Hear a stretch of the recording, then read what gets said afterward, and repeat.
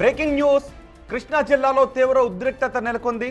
పెనమలూరు శ్రీ చైతన్య కాలేజీలో విద్యార్థి పవన్ కుమార్ అనుమానాస్పద మరణం విద్యార్థి తల్లిదండ్రులు ప్రజా సంఘాల ఆగ్రహానికి కారణమైంది.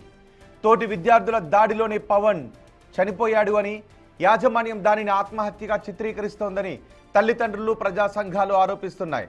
అనకాపల్లి శ్రీ చైతన్య కాలేజీలోకి చొచ్చుకు వెళ్లడానికి ప్రయత్నించడంతో పోలీసులకు గ్రామస్తులకు మధ్య తోపులాట జరిగింది. తమ బిడ్డ మరణానికి కారణమైన వారిపై చర్యలు తీసుకొని న్యాయం చేయాలి అని బాధితులు డిమాండ్ చేస్తున్నారు. చెప్పండి.